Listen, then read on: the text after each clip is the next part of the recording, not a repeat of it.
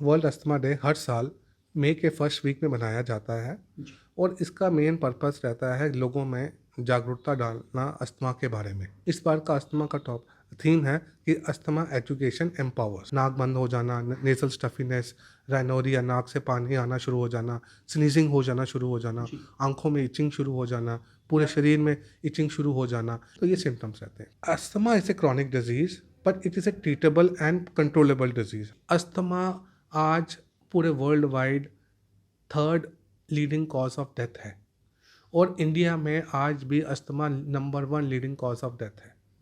तो अगर हम अपने सिम्टम्स को नहीं कंट्रोल करेंगे और अगर अस्थमा को नहीं कंट्रोल करेंगे तो ये डाटा और बढ़ता जाएगा।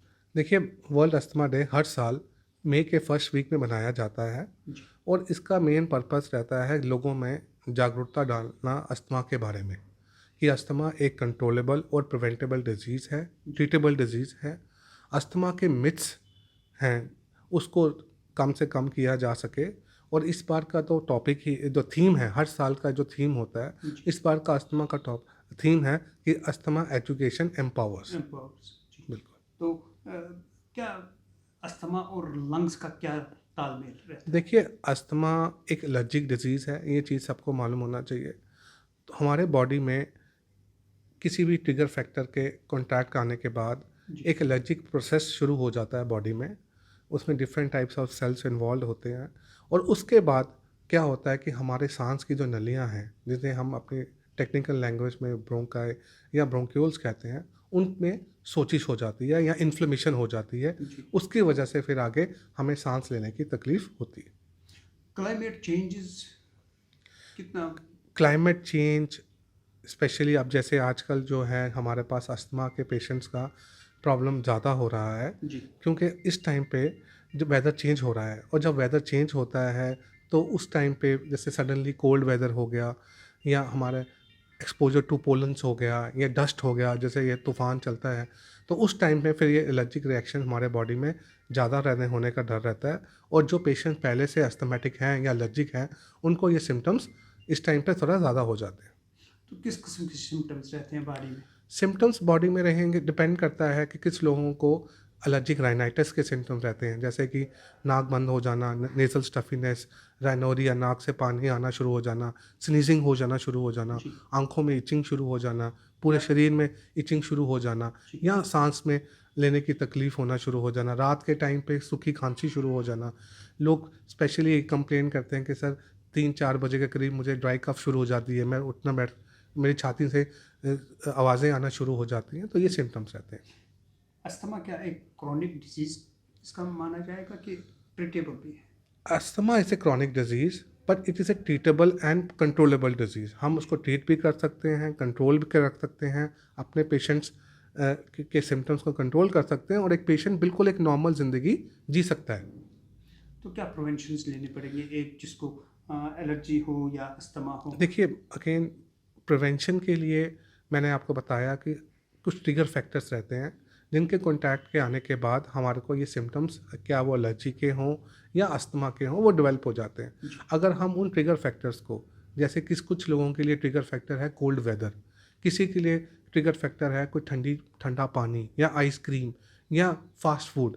अगर हम उन चीज़ों को अवॉइड करें, जैसे कुछ लोगों को सिगरेट स्मोक के कॉन्टैक्ट आने के बाद सिम्टम्स जी। एग्रीवेट हो जाते हैं, या कुछ लोग जो हमारे फैक्ट्रीज़ में काम कर रहे हैं वहाँ पे केमिकल्स के फ्यूम्स निकलते हैं, अगर उसके बाद उसे हम ऑक्यूपेशनल अस्थमा कहते हैं, अगर वो चीज़ हम प्रिवेंट कर सकें तो हम ये हमारे सिम्टम्स कंट्रोल में रहेंगे।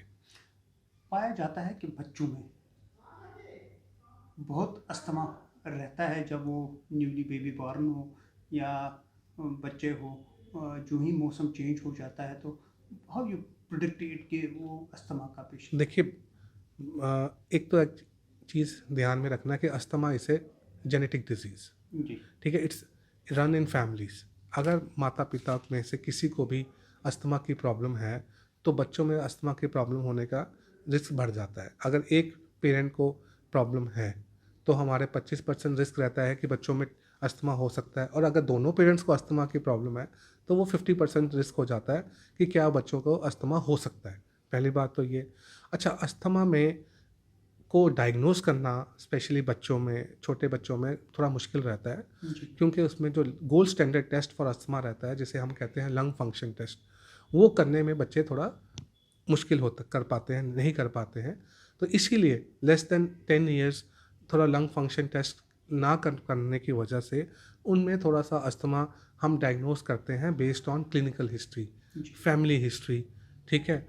और तो उसके बेसिस पे अस्थमा डायग्नोस करते हैं। आफ्टर मोर देन 10 हम लंग फंक्शन टेस्ट कर सकते हैं और उसको कंफर्म कर सकते हैं कि क्या इसको अस्थमा है या नहीं।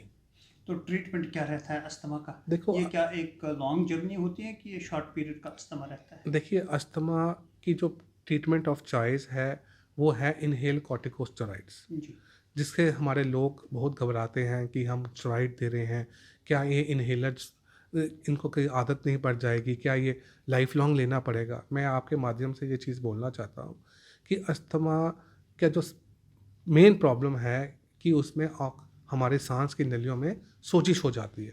उस सोजिश को कम करने के लिए हमें इनहेल कॉर्टिकोस्टेरॉइड्स देने पड़ते हैं, उससे ही हमारे सिम्टम्स कंट्रोल में रहेंगे और ये बिल्कुल सेफ़ है। सबसे बड़ी इम्पॉर्टेंट चीज़ जो आपके दो ये रहता है कि ये सेफ़ है बिल्कुल। जो हम टैबलेट्स फॉर्म में लेंगे या कोई और फॉर्म में लेंगे, उसके साइड इफ़ेक्ट रहते हैं। जो इन्हेलेशन थेरेपी से हम लेते हैं, इसके साइड इफ़ेक्ट बिल्कुल मिनिमम है और इफ़ेक्ट ज़्यादा है। जी तो इसलिए इस चीज़ को घबराना नहीं है, ठीक है। और अस्थमा आज पूरे world wide 3rd leading cause of death है और इंडिया में आज भी asthma number 1 leading cause of death है। तो अगर हम अपने सिम्टम्स को नहीं कंट्रोल करेंगे और अगर अस्थमा को नहीं कंट्रोल करेंगे तो ये डाटा और बढ़ता जाएगा। सर, क्या मैसेज दे देंगे आप 7 मई को जब हम वर्ल्ड अस्थमा डे मनाया जा रहा है, तो क्या संदेश दे देंगे आप? कैसे स्वस्थ रहे देश हमारा और हमारे जम्मू कश्मीर के लोग? देखिए, अगेन कि वर्ल्ड अस्थमा डे आने वाला है, जो एस्थमेटिक पेशेंट हैं या आपके फैमिली में कुछ भी पेशेंट्स हैं जिनको आपको लगता है कि अस्थमा की प्रॉब्लम हो सकती है या कंट्रोल सिम्टम्स नहीं हो रहे हैं, तो उनको यही है कि उनको प्रॉपर ट्रीटमेंट करना है और रेगुलर फॉलो अप करना है। इसमें अस्थमा में ट्रीटमेंट थोड़ा लंबा चलता है, लॉन्ग लॉन्ग प्रोसेस प्रोसेस होता है, जी लेकिन हम अपने सिम्टम्स कंट्रोल कर सकते हैं और जब सिम्टम्स कंट्रोल हो जाते हैं तो फिर दवाई कम कर सकते हैं। तो you have to follow a doctor, regularly follow a doctor and take care of your trigger factors. जो आपको ट्रिगर फैक्टर्स लगते हैं उनको अवॉइड करना है। टेक वन अब आपके व्हाट्सएप पर। व्हाट्सएप करिए हाय 9728253663 पर।